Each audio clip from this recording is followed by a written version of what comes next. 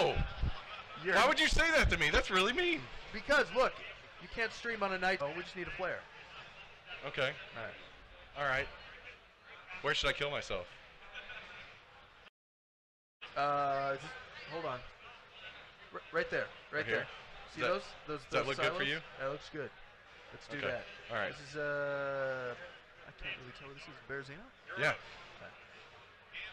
Berezino. Baronzino. Baronzino. Yeah, no, I figured that much out when that happened. When the 420 FPS lol happens.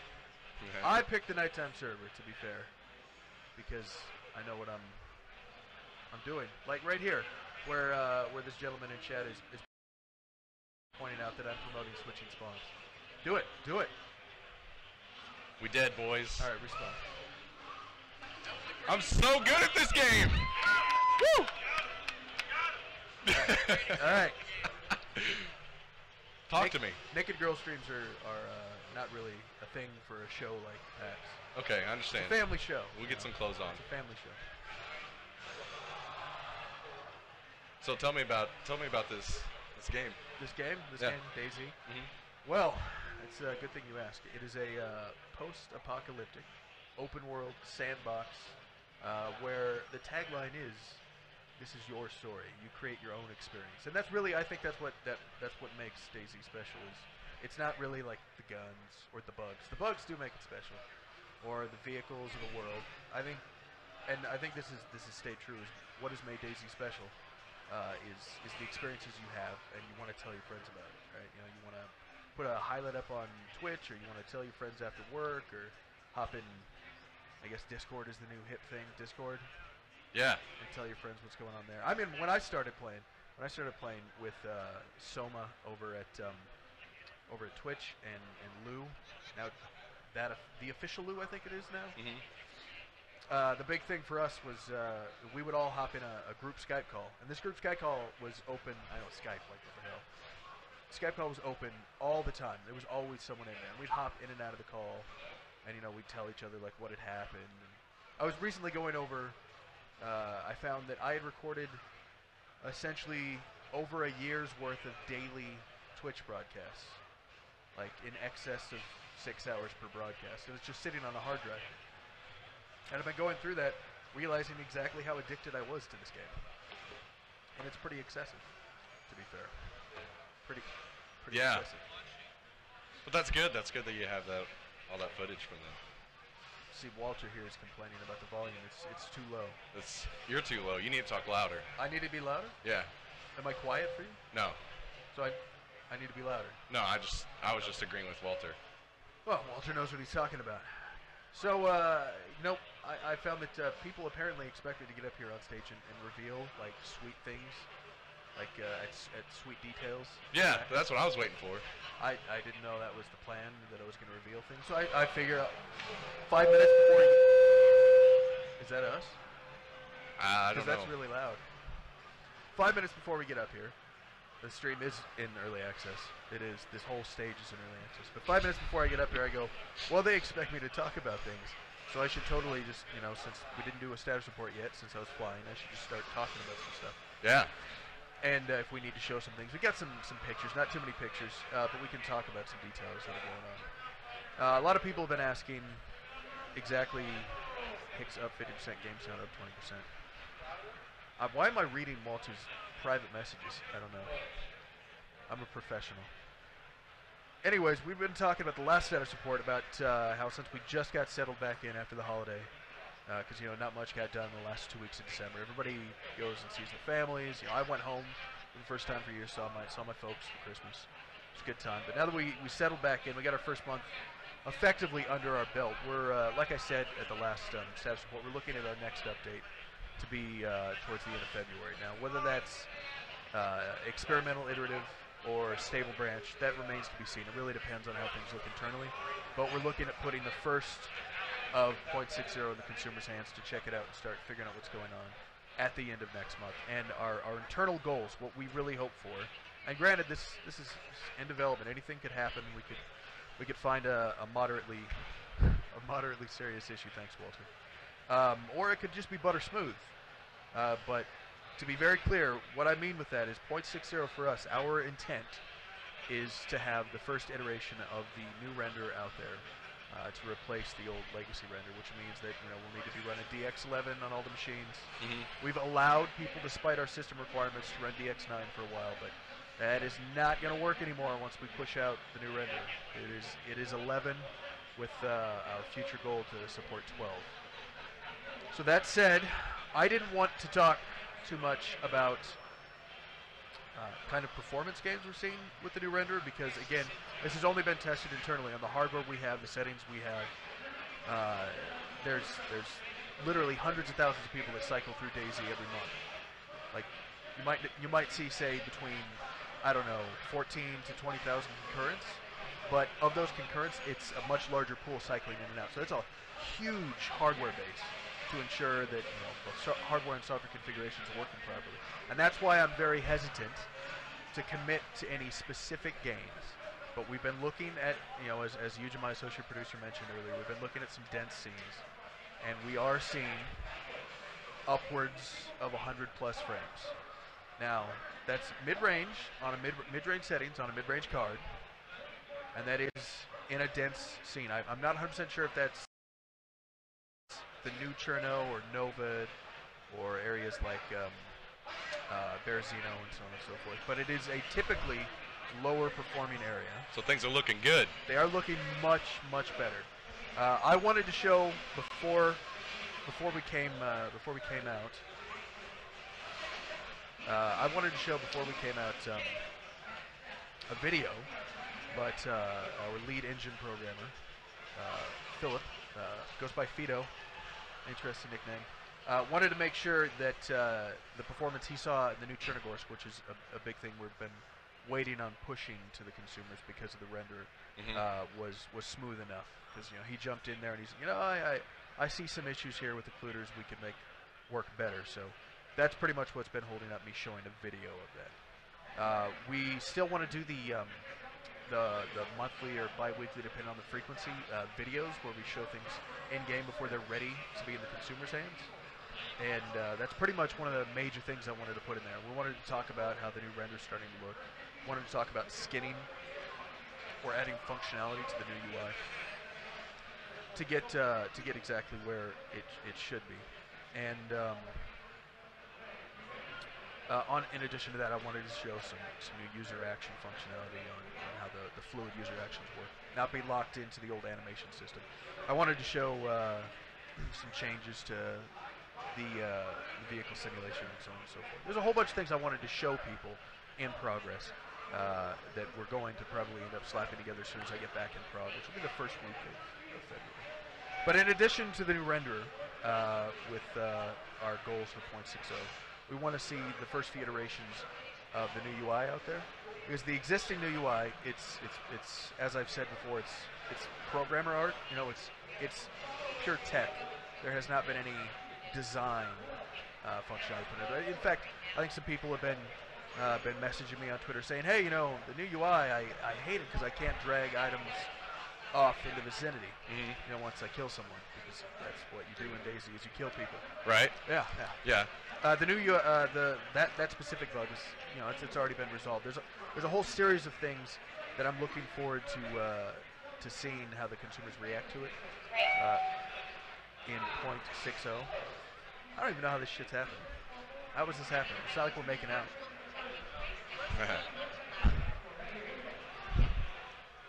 You got yourself a gun? I do. I have a Glock and the REK. PM-73 rack, Polish submachine gun, chambered in .380, which is coincidentally very comparable to the 9mm round, which is shared in the CR-75. It's one of my favorite pistols, CR-75. I like the Glock.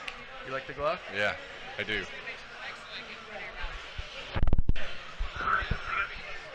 Yeah? In front of your mouth. That's my mouth. That is my. I went like this to my mouth. Yeah, but it was down here on your chin. It was down here on my chin. Yes, to your wow, mouth. That was really loud. Yes, that was really loud. So we got a fantastic French streamer in chat. I believe he's French. and he was asking about Namalsk. So to be very clear, there was a little bit of confusion about. Hicks described the game as you kill people instead of you survive the apocalypse. You're entirely right. You are my problem, Daniel. So, in regards to Namalsk, with Namalsk, that map is actually that is a community created map. It's not an island in the speak of armament titles that we have any ownership of. That said, the author of Namalsk, Adam, the original author of Namalsk from nightstalkers.cz. Everything all right? Did you get shot? Did you fall? I don't know. It tabbed out. Want to tab back in? No, that's Battle Eye. You gonna click on that? Click I did. Nothing's happening? No. All right, let's try tabbing over. Hell if I know. It's not my computer. Let's just, while we totally give our server away, let's talk about the pictures that are up there. Okay. Anyways, let me finish my thought about Namalsk. Adam, the gentleman that made Namalsk, is he's actually one of our environment artists that work on Chernarus Plus. So one of the one of the things we talked about initially when we brought him on was having Adam kind of be the man that feels out the tool set for modding on DayZ. It gives him an opportunity to update his Namalsk specifically to function with DayZ, so that when we do roll out modding, that Namalsk will be one of the first things, assuming that Adam still wants to do it, but I'm pretty sure he does. One of the first mods that'll be entirely fleshed out and ready for DayZ. So when he pushes Namalsk out to the marketplace, he should have, last time I checked, I don't want to spoil anything for Adam, because he's been working hard on it, but I've seen he's got some custom items, new buildings. He's completely redone Namalsk so that every structure is iterable. That's going to be good. Do you remember the, I forget the name of the object, but the base down between the two mountains in Namalsk, where you can go underground, the tunnels and stuff? He's completely redone that. He's completely redone. Really? Yes. I won't go into what he's done, but it has been completely now I'm redone. hyped. Yeah, it looked pretty damn awesome. The Northeast Airfield has already been redone, Melon Man. It's already been redone. No, there's no new engine in 0.60. DayZ's been running on Infusion laterally for about 2 years as it's developed alongside DayZ. I cannot read Cyrillic. I apologize for any Serbians, Russians, Ukrainians. I can't read Cyrillic, despite the fact that I work on DayZ. Again, about the new player controller for MT Geary or Jerry, you think? Geary or Jerry? Right there. MT Geary or Jerry? Jerry looks good. Jerry, all right. And for MT Jerry, as I said, about the new player control and the damage system, these are things that I want to talk about in the upcoming dev video. Oh, that's going to be good. Yeah, I'm excited to hear some player controller stuff. To all the Russians. Yeah, no, I'm pretty excited. As far as the new damage system goes, I think that's I don't necessarily think you're going to see a major gameplay change. You're going to see less bugs and maybe less exploits related to damage implications. But I think on a security side, and as far as DayZ's tech for DayZ rather than using repurposed tech from other titles, this is going to be huge. I mean, it's the difference between fists being treated as a projectile in the legacy system to fists actually having their own damage model and being configured properly. So they are fists, nice. And they cannot be, I don't know, machine guns. No more reloaded hatchet. Well, we haven't had a reloaded hatchet. I know, ever. It was just okay. You're making a reference to the fact that you recall the reloaded hatchet. Yeah. I was playing DayZ Mod the other day, and I forgot that I had to reload my hatchet. But I think they did a good job about the reloading the hatchet, because the magazine capacity on the hatchet now is like, was it 10,000 or 100,000? Yeah, last time. It's ridiculous. So yeah. You're never going to need to reload that thing. Last time I saw it. But it still is amusing to hit R and see your character, do the weird animation. Yeah. All right. So, anyways, we were talking about Namalsk, and then segueing into hello, Jenko. Segueing back into talking about the new render and the new UI. I do want to take the opportunity to talk about the Little Bird. So people were asking about the Little Bird, what's going on with the Little Bird, the first helicopter. The model itself is all but ready. It's just a matter of us configuring the actual physics simulation in multiplayer. It's been configured to work in single player right now, but it has to be set up in multiplayer. It's a mess in multiplayer right now. So the team needs to get in there and get it ready. Everybody's excited to set up an ambush over a little bird. Just saying. Yeah. I'm pretty Everybody. excited. We've also got laid out as a priority fairly soon. We want to get the artists on top of the fixed wing aircraft because we want to at least get as soon as possible each type of variation of major aircraft. So your bicycle, your helicopter, your fixed wing, your boat, that kind of stuff, to get things mixed up a bit. I know the bicycle is just all about done model-wise. It's just a matter of getting programmer time to make sure that is configured properly, physics-wise.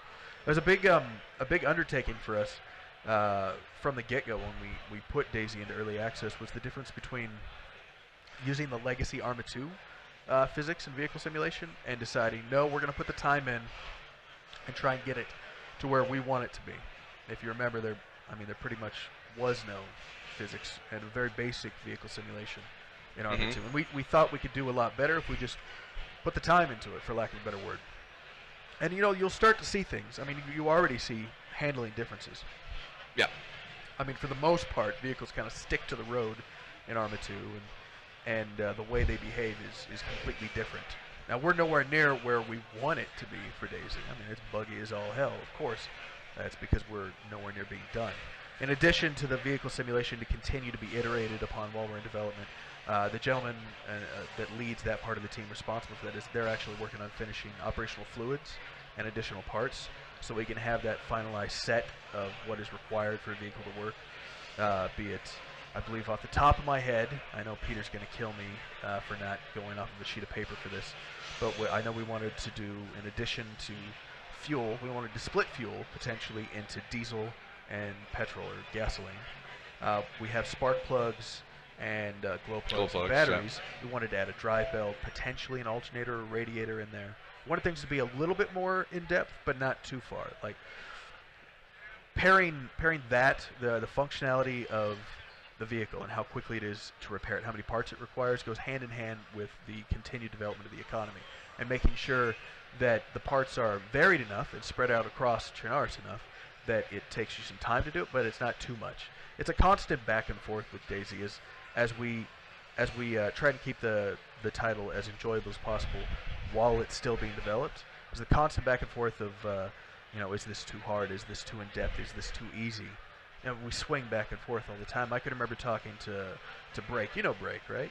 Yep. Yeah, I remember talking to Break and him just giving me grief about how easy it was to find food. And then, I tweaked it a little bit, tuned it back one way, and then the next week when that build was out there, I had plenty of people just gnashing teeth. Oh, I'm starving, and then came the classic Hicks quote: "Just pick apples, just pick apples." I mean, I think people have actually started to understand the apple pick now, which is fantastic. Yeah. I think apples are apple trees and getting resources from the ground. I don't know. I don't want to go a little bit too far off topic here, but recently I've been playing Rust a lot, checking out what they've been doing over at Face Punch, and it's pretty fantastic.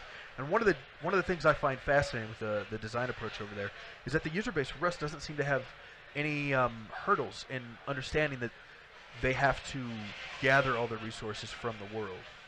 I mean, sure, you can still get things through barrels, crates, trash cans, your rad towns, your airfields, your water treatment plants, so on and so forth. But for the most part, I've noticed that people seem to understand the connection between the rock that you spawn in with and the resources that you harvest.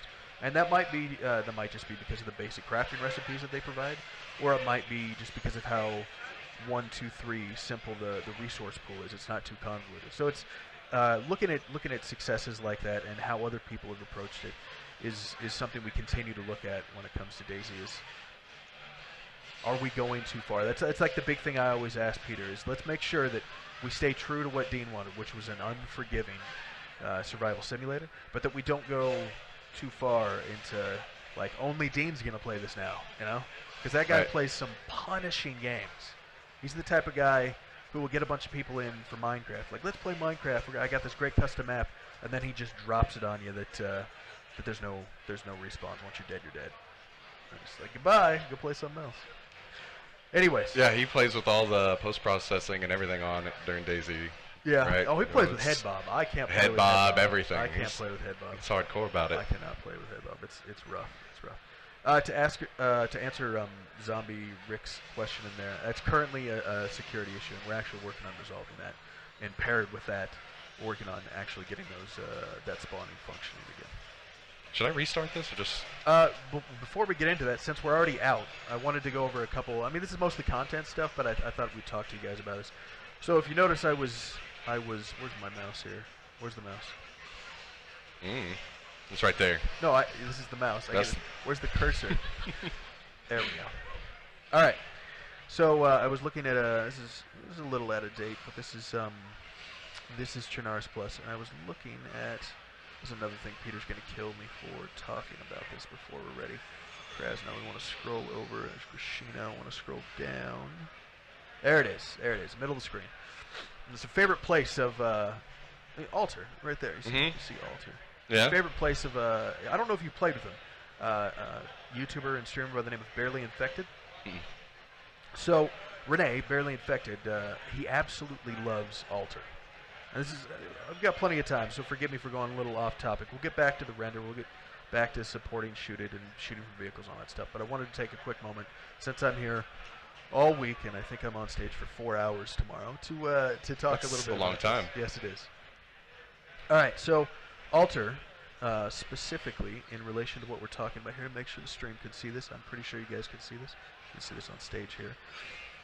I was talking with Peter before he left, and we were talking about we wanted we're continuing work on server-wide communication because we didn't want to just throw side chat out there and do the quick and easy way. I mean, I'm sure people operating mods will be able to turn side chat back on if they want to. I mean, the low-level type of functionality that N4 script has, people are going to be able to do crazy stuff to DayZ. But when it comes to the vanilla experience, we didn't want to just make it cheap and just throw side chat or global chat back in there. We wanted it to try and feel organic within the world. And that's why I'm looking at Alter here. Peter and the design team have been working on broadcast stations, radio stations that people can go to and broadcast across the whole map. And they can be picked up on civilian radios, they can be picked up on walkies and so on and so forth. So it's kind of a control point for controlling communications over the server. And we were talking about where we wanted to put it, and I don't think we finalized on this, but Peter and I both agree we thought Alter was a perfect spot. It's going to require the environment team to go in and clear out the existing house that's there, but it's a very nice high point. One of the things I like about Alter specifically is the hill that it's on is it's very bare around it. There's a little bit of trees up top, but for the most part, it's got a wide approach. You can see people coming from all angles, coming from Gorka, coming from Devil's Castle. I'm pretty sure you could see Devil's Castle from Alter. So the art team, I'll pull that folder back up, have been working on open this? The new structure model for the radio station. Now this is untextured, mind you. I don't have a problem showing untextured because to go back to Rust, they seem to be able to pull it off just fine. So why don't we do it? So this is the untextured radio station. It's modeled after a couple inspirational radio stations we pulled from real world, like some US-based ones, some Soviet ones, some abandoned ones like the Ukraine and so on and so forth. And I can't read Cyrillic, but I believe we did settle on a logo and a name for the station. And again, this is going to be located. The intent is for this to be located in Alter, which, as you see, is just a little outside of Gorka, Rashino. It's kind of a centralized point in the map. It allows rapid access from most areas. Originally, I was thinking about putting it up near Star Yar, up north. Right. But we didn't want to put too much of that stuff that we thought everybody should be able to access too far from the player spawns, right? And up north pretty much meant that it's only going to be geared people there, or vehicular people there. We wanted to give it a chance if you were able to grab the resources to make it over there. That's going to be nice. I mean, you said multiple or just one? Just one. Just one centralized radio station for now. Now, there's other areas to the advanced communication we're still working on. The megaphone, for example. The megaphone's tech work, I believe was finished a little bit before I left, which means the design team still needs to work on it. But, we need to test it and so on and so forth. But we wanted to support megaphones to allow you to, in urban areas, to broadcast a voice loudly over a small area, but not hit the whole server. Kind of, I guess, lock Carl and his big old bushy beard into a building And you can, hold yourself a little, get a police car out there, have a standoff, come on. I like this idea. Yeah. I mean, there's things you can do. There's plenty of things you can do. But I'm going a little bit off here with the communication stuff. We'll talk more about that when that's ready. No, you cannot play old branches of DayZ. It's just not technically feasible. There's more than just the client that would need to function there. Yes, to quick couple questions here. Yes, the VoIP, I don't think we're really happy with the VoIP. I can't promise that it's going to be taken care of by early access release, but it's something we're definitely looking into. I don't think Peter or I are very happy with the VoIP. As far as server performance, that's going to be something that we're going to continue to be working on up until we hit 1.0. Like I don't think there's any point in which it's too good, right? So it can only get better. Like we're just going to constantly be pushing on that. And one last question before I go back to talking about the new render and the new UI coming to 0.60. CLE upgrades like randomization of ammo and weapon quantity parts. That is something I did want to talk about. I've been speaking again with Break about the whole concept of trying to find the right balance between ammunition and weapons, and kind of the one thing that's always people don't read. The one thing that's always been there is magazines have just been constantly difficult to find, and when you find them, they're full, right? Yep. And when I was talking with Peter about this, because recently been doing a lot of discussion of looking towards beta, where a lot of the optimization of bug fixing and balancing comes, right? And how we're going to approach this, and looking back on all the data we have over the last 2 years of early access on how things worked when we went either way with things, made things more common, more rare, and so on and so forth, is we wanted to try and go ahead and add some elements of randomization to the volume of magazine quantity. So it's going to be much more common to find an empty magazine than a magazine that has ammunition in it. We'll rely on finding ammunition to put in that magazine, mostly on the boxes and those piles of ammo, which allows us to increase the quantity of magazines spawned to pair with weapons. So it's much easier to find that, all right, I found a magazine for this and this weapon. Now I just need to look for ammo instead of, like, is that also from a gameplay perspective, from my perspective, it seems fascinating to see people have to make that tactical decision with chambering, right? Right. Like, I've got this weapon, I'm in this gunfight, and I'm chambering. I've seen you do it with a sporter, for Christ's sake, but for the leg or the tail of the game, as the expression goes, it's not continuously rewarding. You need to be able to give people a little bit more access to that weapon becoming something they can defend themselves with. So we're going to try having the CLE start spawning empty or near empty magazines so that we can increase the quantity of the magazines for each weapon. Okay. That also should pair with the attachments, randomization of attachments, which is very similar to how vehicles should be working. They should spawn with random parts. A lot of them right now don't. They all tend to spawn, for the most part, with no doors, no hood, no tires, but fuel, right? Right. They're supposed to be spawning, just like in the mod, with a randomized state. You might find a vehicle with 4 tires that are damaged and a little gas, but no spark plug or battery, or you might find all the parts, but maybe 3 of the tires are ruined. Right. And that same tech is to be used on weapon attachments. Instead of finding just, like when you find an M4 when they're spawning properly, instead of finding just this one M4, you could find an M4 with, an ACOG on it. You can find an M4 with, some kind of red dot and a RIS. Find an M4 with a different buttstock and maybe, I don't know, a 60-round mag or a drum mag or something along those lines. So that is coupled, the mags occasionally spawning with a weapon. Yes. Would that be beside the weapon or just in the weapon, most likely? Well, when magazines are spawned by themselves, they could be anywhere that would be, because the buildings have these, if you look at the mesh of the building, they have these proxy points, these memory points, where the spawn system knows, these 3 points are defined as weapons. So in this area, this is where weapons can spawn. So the magazines still have a chance to spawn on points defined as ammunition, I think is the category for that, or ammo. I could be wrong. It's been a little while since I've looked at it. And then there's also the additional possibility of them spawning as an attachment to the weapon. Okay. So that can go on many number of directions. That would be nice. Yeah, I'm personally looking forward to that. A couple of the issues that we noticed going out the gate when, like for example, this I absolutely love this. Recently, one of our broadcasters, Sacriel, has been really advocating the feedback tracker, and it's personally allowed me to get some outstanding repro steps and bug data coming in from both people that watch his channel and his content to just other people that happen to follow him and see him doing it, going, I should do that too.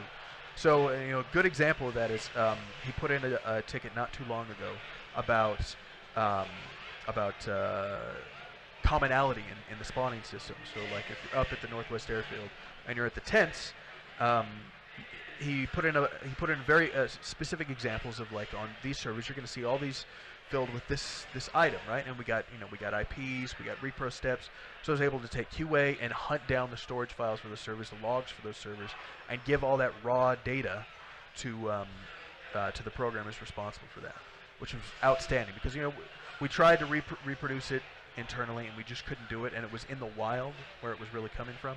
And getting that data from all those users, they used the feedback tracker, they gave us good repro steps, they gave us screenshots, server IPs, continued to add notes, and we figured it out. Like I think we figured out what the issue was. There was some let's say multiple uses on tags that weren't required. It was confusing the system.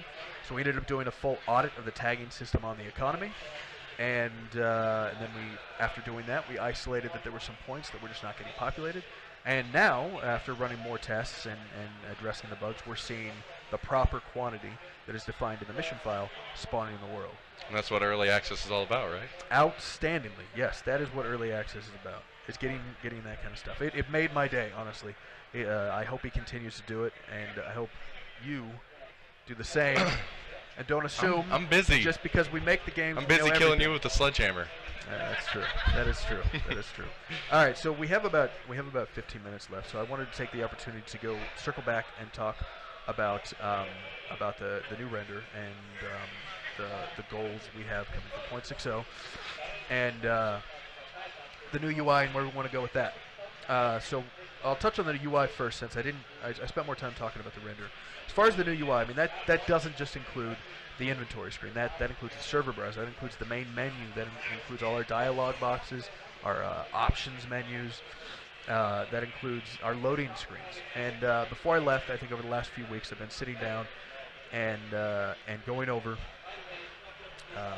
how the functionality should operate on both for myself and Peter, and what we wanted. We've reached, I think, some outstanding designs, despite the fact that in the mock-ups, I'm gonna call him out on this, my lead game designer used Comic Sans in the mock-ups. Comic Sans font. Nice. Yeah, and he puts this up on screen in the meeting room, like, Peter, that's Comic Sans. Like, the only thing you could have done worse was Papyrus. It was horrible. But so yeah, we settled on a main menu that really pushes home the statistics of DayZ, like the global statistics. Like, this is your story. This is how long you survived. This is what this character has done. It also identifies, some quick data that'll get you in game.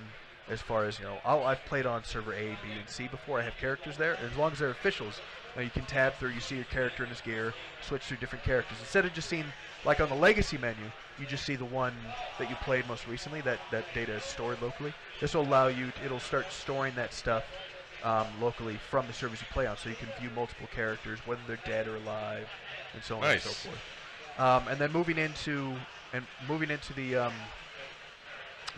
the server browser, the big deal for me was, and again, I don't want to give too much credit to Gary Newman and his team on Rust, but I really liked looking at their server browser, how very clear it was what was an official game server, what was a community game server, what was a mod. I didn't have to know any server names or structures or anything. It was just very easy to understand. And I thought for a title that is so dependent on the service, like that persistent hive, the shared experience on official servers, that it was important that people, when they install DayZ and they get in, they don't, because I get this question all the time, they don't get confused about what is an official server run by Bohemia and what is, Joe's Crab Shack 5004s, Yeah. It's credit to the people that have asked me that question. It's very confusing. So we've broken it into some hard filters that can't be disabled, of the first tab when you hit play and you see that server browsers, you see a list of Bohemia Run vanilla DayZ experience. Nice. They're all in the same hive. You know, there might be on like first person and third person, but they're all Bohemia. You know that there's not going to be any unscheduled restarts, not going to be unscheduled wipes. This is the official experience. And then the next tab is community, and that'll be anything that because we plan on releasing both our server binaries and the actual hive package, so people can run their own hive if they want to, just like they did in the mod. Yeah, that's going to be really important whenever. Yeah, it'll allow you full control over all the same tools that we had, we have now with DayZ. So people will be able, you know, if they're running their own community server, they'll be able to change, you know, how the frequency spawns, the location of player spawn. I mean, there's just so much they'll be able to change there. Parts, rarity, and vehicle spawns, dynamic events. It's pretty outstanding. Even to go so far as have access to frequency and quantity of infected in their spawns and their positions. It's wonderful. But putting that out there, that community tab is very important because there's iconography and like a legend that allows you to quickly understand and sort what you're dealing with community servers. Now these are only vanilla DayZ, right? They're not modded servers, but the owners can modify certain values within the game. You know. Economy stuff, server uptime, you know, the rules. Give more control for people that want to be in that tab. Now that tab, you know, that's not the first thing you see again. The first thing you see is the official tab. You have to navigate over there and find your friend's server. And then there's a third tab, and that's mods, and that will be anything that is listed in our server browser, our Steam whitelisting API, that is running something from the Steam Workshop. And you'll be able to filter based upon through the launcher the stuff that. Because we're doing an external launcher, you'll be able to filter only the mods you have installed. You can view all of the mods in general, like every server. There'll be a nice little button in there so you can navigate to the Steam Workshop. But so you got that 1, 2, 3 punch. So sweet. It should be very easily understood. Now, as far as the in-game UI, the inventory screen, there's been a lot of back and forth on the design of that. You've seen. Jan Tomaszek, one of our designers, he's put up on the forums some of his concepts, his early mock-ups, and right now it's just a matter of us getting that iteratively skinned and the functionality added in, and you'll start to see that over the coming months, past February, into versions past that, where we start dialing that in. But you know, be very aware that most of the major issues we noticed, functionality and gameplay-wise, from the non-skinned programmer art, just pure tech new UI, have been resolved. Our goal is to get this as functional into the consumer's hands for hopefully 0.60, so that we can kill off the legacy UI and really focus on getting the new UI functional as it should be, knocking those bugs out. And again, not to circle too far back on the whole people using the feedback tracker, but recently, one of the things that got put into the new UI as we're looking to start moving that over to replace the legacy UI was the option to filter chat messages, broadcast messages. You can filter now battle eye messages, server messages, direct chat, vehicle chat, anything that can be typed and displayed on your screen, aside from your own status messages, which are needed to survive, can be disabled. I'm excited about that. Yeah, I mean, it helps. It helps. It's by default they're turned on, so server operators won't have to worry about information about their server not being viewed natively. But if someone, you know, has the experience with DayZ and wants to turn that off, they can. And again, on the new UI, before I take a couple minutes to circle back to the new render, I saw someone asking about the status messages. And specifically the UI that you'll see if you're using the new UI right now, the little UI elements down below that kind of look like they harken back to DayZ mod. You've seen them, the blood drop and then so on and so forth. So we wanted to make sure that we didn't go, again, we didn't want to go too far into that arcade. We didn't want to go too far into the simulation. The text messages and the UI elements within the inventory screen, they work. They've worked for 2 years. People can understand it. But one of the things I noticed going over my VODs and going over other people's VODs from around summer 2012, call it the heyday of DayZ mod being streamed on Twitch, when there was tons of people doing it, is a lot of how to navigate the world and figure out the systems of DayZ were communicated without text, without large UI elements, with just indicators, like little, like for example, the little ear icon. You remember the ear icon? Yep. And those bars would increase when you changed the type of terrain you were on. And you learned rather quickly, oh, I'm making more noise. That's how the infected are hearing me.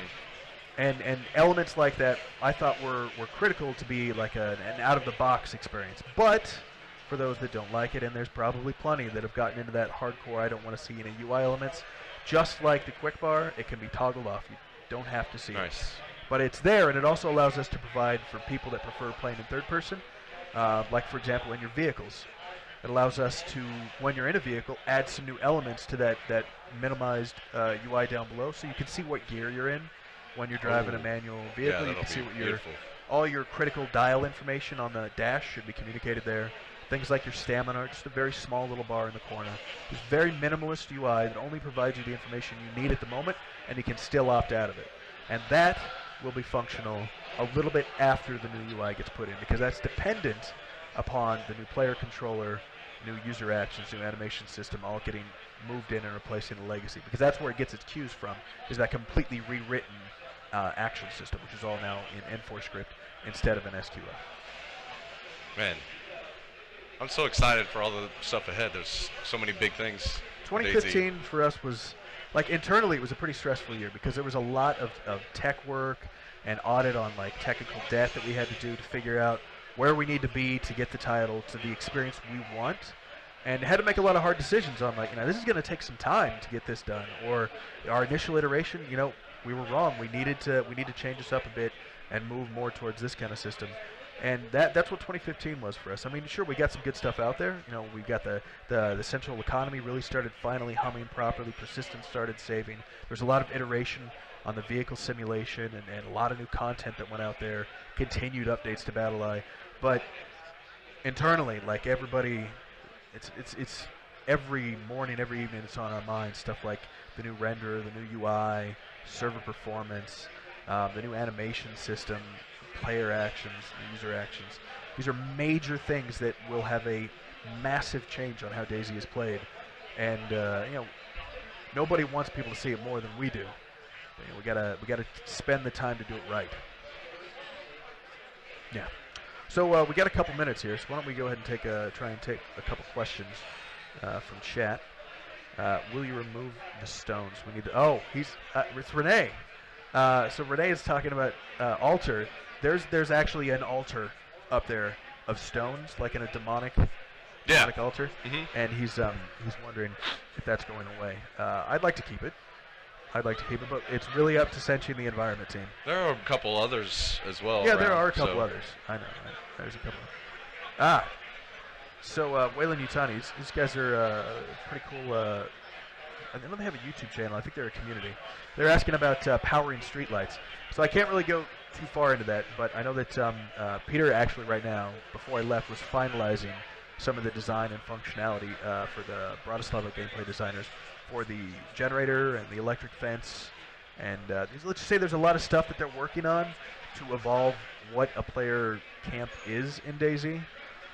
It was one of the things that I felt that we could really, since we have the time, expand upon from DayZ Mod. Like DayZ Mod, it was tents, right? It was tents, it was sandbags, it was hedgehogs, it was concertina wire.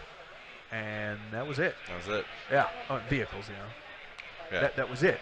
And one of the things that I find is repeated the most, both in mods of DayZ and in other survival games, is giving people more of an opportunity to have a physical presence in the world, right? And I don't want to see us go too far down. I mean, there's some titles that I enjoy, but I don't like their building mechanics, where the structures, the textures repeat too much, and they just look like a little too, like that just sticks out like a sore thumb. And after watching our art teams, both locally and our external artists, turn out some really naturalistic looking. I mean, you look at Chernarus, it looks lived in, right? It looks, right. Even though we repeat buildings often because of just the nature of development, it still looks lived in. It looks natural, and that gave me a lot of confidence that I think we can pull off player-built structures that are distinctly different from the in-world structures that you see, yet look natural.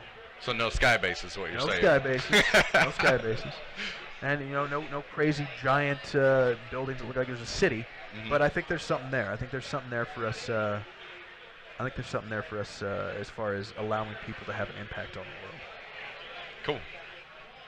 Let's see if we can take a couple extra questions. Better Thunder Lightning. Horror Review. If you caught, it was not in the last status report. It was a status report before Christmas. I did show at least one screenshot of the new rain. The rain effects are changing. Oh my God, yes. It looks so good too. I really liked it. Yeah. Dynamic events. You know, we've been talking about it. Some new dynamic events is not really a priority. The system is there and functioning. One of the documentation pieces that are being put together by Adam, the gentleman who's responsible for Namalsk, is kind of it will be a basic guide on how for modders to use the dynamic event system to quickly configure their own dynamic event that they can have the central servlet spawn all over the place. So maybe not from us initially. There's some stuff we'd like to try, but like this, it's wide open. It's one of the most easily configurable systems for DayZ. What about you mentioned at TwitchCon a little bit about contaminated areas. Contaminated Is there any more that you can talk about? So we were talking about doing that up at TC, right? That's that military base way up north. And I was talking with Senshi, our environment artist, a little bit before I left. And it looks like all our major structures are done there. It's just a matter of sitting down with the game design team now and talking about getting that, I guess, call it a damage over time area effect set up to those actual corpses. We've got several tiered. We decided to go with several different tiers of sizes of corpse piles so that the environment team can actually use them outside of TC. So maybe there's a pile of burned corpses in the middle of a village or something. Just to continue to allow them to make the world look a little more lived in. But I think really now it's just a matter of sitting down with the game design team and talking about how they want to configure that slow burn if you don't have a hazmat suit when you enter TC. So I think the initial implementation of TC might not have it, but it'll definitely get done. Probably right around beta, I'm thinking. That's gonna be good. Yes, sir. Yes, sir. Sounds good by player. Sound different than indoors. So as far as sound goes, I don't want to overpromise here, because we're still waiting to move some of this tech over. But we sat down with some of the programmers in Bohemia, some of the guys from Arma, some of the guys from other titles, about some changes to the sound system that we can move over to DayZ. Some of the tech we can inherit from Arma 3, and some of the changes that we ourselves can get made.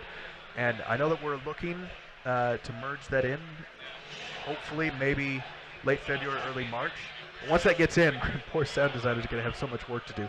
Fortunately, it's cross-compatible with the legacy configuration settings, like on how sounds are configured before. So I don't think we're gonna break anything immediately, but adding that depth, I think it's gonna take maybe a couple months and start seeing some progress there. But I think there's gonna be some definite improvement, because personally I think we could do a lot better. I think we could do a lot better when it comes to sounds. I think sounds are absolutely critical. I recently I picked up Squad. Have you played Squad? I really like some of their sounds in there. Like, it wasn't authentic. Well, it wasn't realistic. It was authentic. Like, there were some points in which I'm like, that's not what that sounds like, but it's still like the feeling. Enough to get you in, ambience, suck you in. I was immersed. Yeah. And I think that was what was important. Because sometimes you need to take a little suspension of disbelief, right? You need to get into it. Right. It's just like a film, a good film. Anyways, a couple questions before we're off here. Oh, we're technically off, so I guess one more question. Will the PSO respawn on its own again? Yes, I can answer that. Yes, it will.